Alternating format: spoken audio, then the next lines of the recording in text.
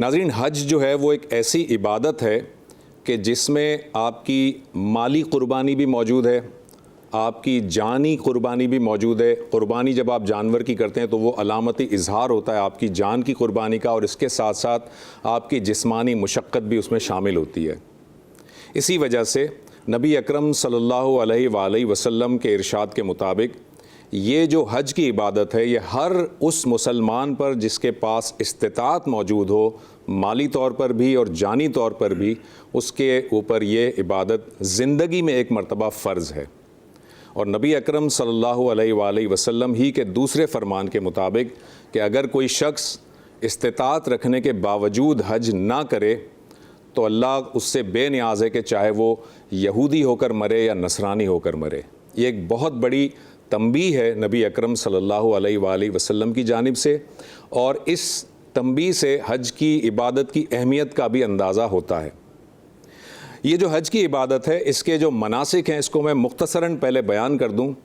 کل 8 ذو الحجہ کا دن تھا، اور کل کے دن تمام عازمین حج نے احرام باندھا، اور احرام باندھ کر اپنے ہوٹل سے یا اپنے جہاں بھی گھر سے مقامی جہاں پر وہ رہتے تھے وہاں سے وہ نکلے اور منا کی جانب وہ روانہ ہوئے۔ اور کل کی جو رات ہے وہ عازمین حج نے منا کے خیموں میں گزاری۔ آج صبح منا سے ان کا جو ہے وہ رخ ہوا عرفات کی طرف، اور آج 9 ذو الحج تمام کے تمام عازمین حج اس وقت عرفات کے میدان میں موجود ہیں، اور آج کے اس دن کو یوم عرفہ کہا جاتا ہے، اور اصل میں یہی حج کا دن ہے، اور یہ حج کا ایک عظیم رکن یا اہم ترین رکن ہے، یعنی یہ سب سے بنیادی رکن ہے جس کو ہم وقوف عرفہ کہتے ہیں۔ تو آج سارے حجاج کرام عرفات کے میدان میں موجود ہیں، اللہ تعالیٰ کے آگے گڑ گڑا رہے ہیں، سربت سجود ہیں، عبادات کر رہے ہیں، نمازیں پڑھ رہے ہیں، قرآن کی تلاوت ہو رہی ہے، ذکر و اذکار ہو رہا ہے، اور اللہ تعالیٰ سے مناجات کر رہے ہیں۔ یہ سارا کا سارا سلسلہ غروب آفتاب تک جاری رہے گا، اور اسی کے دوران خطبہ حجۃ الوداع بھی ہوگا۔ اس میں خطبہ حجۃ الوداع میں جب خطبہ ہوگا تو تمام عازمین وہ خطبہ سنیں گے، اس کے بعد نمازیں ادا کریں گے، اور جب غروب آفتاب ہوگا تو بغیر مغرب کی نماز ادا کیے وہ مزدلفہ کی جانب روانہ ہو جائیں گے، اور جب وہ مزدلفہ پہنچیں گے تو اس کے بعد وہاں پہنچنے کے بعد وہ مغرب کی نماز بھی ادا کی جائے گی آج، اور عشاء کی نماز بھی اس کے ساتھ جمع کر لی جائے گی، اور وہیں پر وہ کنکریاں چنیں گے، اور اس کے بعد کھلے آسمان تلے آج وہاں پر مزدلفہ میں وہ رات گزاریں گے۔ جب کل کا دن آئے گا، یعنی کہ 10 ذو الحج یوم النحر جسے ہم کہتے ہیں، کل مزدلفہ سے دوبارہ منا کی جانب روانہ ہوں گے تمام عازمین حج، اور وہاں پر جا کر وہ شیطان کو، جو بڑا شیطان ہے جسے ہم کہتے ہیں، اسے کنکریاں ماریں گے، 7 کنکر ماریں گے، اور جسے کہ ہم رمی کہتے ہیں۔ تو یہ رمی کی جائے گی کل کے دن صرف ایک جمرے کے اوپر جسے ہم بڑا جمرہ کہتے ہیں یا بڑا شیطان کہتے ہیں۔ اس کے بعد قربانی ادا کی جائے گی، اور قربانی ادا کرنے کے بعد جو حجاج ہوں گے وہ اپنا سر منڈوائیں گے، یعنی حلق کریں گے، اور احرام اتار دیا جائے گا۔ لیکن یہ احرام اتارنے کے ساتھ ساتھ احرام کی چند پابندیاں پھر بھی موجود رہیں گی جب تک کہ طواف زیارہ نہ ہو جائے۔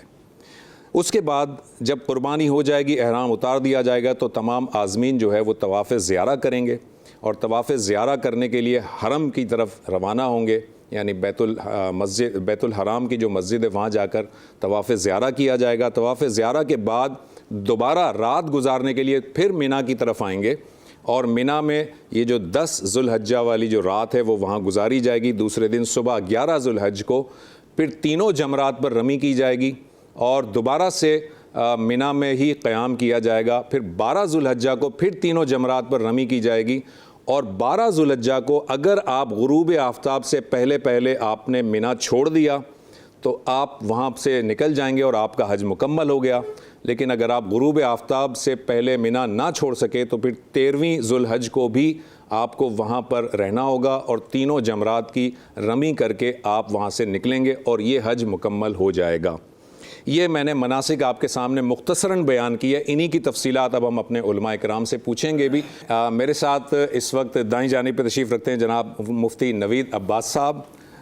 نوید صاحب آپ کا بہت شکریہ، آپ پروگرام میں تشریف لائے۔ ان کے ساتھ تشریف رکھتے ہیں مفتی شہریار داؤد صاحب۔ سر آپ کا بھی بہت شکریہ. میرے بائیں جانب تشریف رکھتے ہیں سید سجاد شبیر رضوی صاحب. سر آپ کا بہت شکریہ. اور ہمارے نعت خواں جو ہمارے ساتھ رمضان کی ٹرانسمیشن میں بھی موجود تھے سلمان عالم صاحب. میں مفتی صاحب آپ کی طرف آؤں گا. سب سے پہلے آج یوم عرفہ ہے. میں سب سے پہلا بنیادی سوال آپ سے جو پوچھنا چاہتا ہوں وہ یہ ہے کہ حج جو ہے، حج جیسی عبادت کے لیے اور حج جیسی عبادت کے اہم ترین رکن کے لیے عرفات کا میدان منتخب کیا گیا ہے، مسجد حرام منتخب نہیں کی گئی ہے، جبکہ مسجد حرام جہاں پہ خانہ کعبہ موجود ہے. تو ہونا تو یہ چاہیے تھا، دماغ تو یہ کہتا ہے کہ حج کا جو اہم رکن ہے اس کا تعلق مسجد حرام سے ہوتا، جبکہ وہ اس میدان کے اندر ہے. اس کی کیا حکمت ہے؟ نحمد و نصلی علی رسولہ الکریم، اما بعد، بسم اللہ الرحمن الرحیم. شکریہ. ماشاءاللہ آپ نے آغاز میں بہت ساری چیزوں کو بیان کیا ہے. قرآن مجید فرقان حمید نے یہ بات ارشاد فرمائی ہے وَلِلَّهِ عَلَى النَّاسِ حِجُّ الْبَيْتِ مَنِ اسْتَطَاعَ إِلَيْهِ سَبِيلًا. جی، تو جو استطاعت رکھتا ہو اس پر حج کرنا فرض ہے. یعنی جو زیادہ راہ اس کے پاس ہو، گھر میں پیچھے اخراجات ہوں، اور پھر جسمانی طور پر بھی وہ جانے کے قابل ہو، بالکل ٹھیک، تو اس پر حج کرنا فرض ہوگا. پھر اس کی اور بھی بہت ساری شرائط ہیں. خواتین جو ہے وہ کس طریقے سے جائیں گی، ان کے ساتھ محرم ہوگا. تو یہ تو بنیادی چیز ہے. اب جو آپ نے سوال کیا اس کی طرف ہم آتے ہیں. تو میں عرض کروں کہ بنیادی طور پر کچھ یادگاریں ہوتی ہیں، اور وہ یہ حج کیا ہے؟ بنیادی طور پر عبادت تو اللہ کی ہے. ہم نے لبیک اللہم لبیک کی صدائیں وہاں بلند کرنی ہیں اور بلند ہو رہی ہیں. لیکن یہ ذرا دیکھیے تو یہ اللہ نے اپنے بندوں کی یادگاریں چھوڑی ہیں. بالکل صحیح. کہیں جناب حضرت کہیں جناب سیدنا حضرت آدم علیہ السلام اپنی اہلیہ جناب سیدہ حضرت حوا سے ملاقات کر رہے ہیں. جی، تو یہ سلسلے ہیں. پھر اس کے علاوہ آپ دیکھیے کہ جناب سیدنا حضرت ابراہیم علیہ السلام وہ جہاں پر ان کی اہلیہ محترمہ چکر لگاتی ہیں تو وہاں چکر لگانا صبح قیامت تک ہم سب کے لیے جو ہے نا وہ ضروری ہو گیا ہے. جہاں وہ تیز چلی وہاں تیز چلنا ہے، جہاں وہ آہستہ چلی وہاں آہستہ چلنا ہے. حالانکہ انہوں نے تو چکر لگائے تھے پانی کے لیے کہ بچے کے لیے پانی موجود نہیں ہے، اور جب وہ 7 چکر لگا کے پہنچی تو بچے کی ایڑیوں میں پانی موجود تھا، زمزم موجود تھا. اب تو پانی کی کوئی حاجت نہیں ہے وہاں، اب تو پانی وافر مقدار میں موجود ہے. تو پھر یہ چکر کیوں لگائے جا رہے ہیں؟ یہ چکر بنیادی طور پر یادگاریں ہیں. تو اسی طریقے سے یہ مقام یہاں اللہ کی خاص رحمت نازل ہوتی ہے. ٹھیک، یاد رکھیے کچھ مقامات ایسے ہوتے ہیں اور کچھ دن ایسے ہوتے ہیں. اس دن کا بھی انتخاب اللہ نے کیا، رسول اللہ نے کیا ہے، اور اس طریقے سے اس جگہ کا انتخاب ہوا کہ وہاں رحمت الہی اس دن سب سے زیادہ ہوتی ہے. اب آپ دیکھیے نا وہاں جا کے شیطان کو پتھر مارے جاتے ہیں. جی، اگر دیکھا جائے اعتراض کرنے والے اعتراض کرتے ہیں، وہ تو خود آپ نے سیمٹ کی ایک جو ہے نا وہ بنایا ہوا ہے ستون ہے. تو وہاں شیطان تو نہیں ہے مطلب ظاہراً، لیکن وہ عمل جناب سیدنا حضرت ابراہیم علیہ السلام نے سر انجام دیا. تو اللہ کے نبی کا عمل، اللہ کے نبی کی اہلیہ جو نبیہ نہیں ہیں بلکہ وہ ولیہ ہیں، نبی کی والدہ بھی ہیں، تو ان کا عمل یہ یادگار بنا دیا گیا صبح قیامت تک کے لیے. اب قربانی ہے، آپ اس کو ذرا دیکھ لیجئے.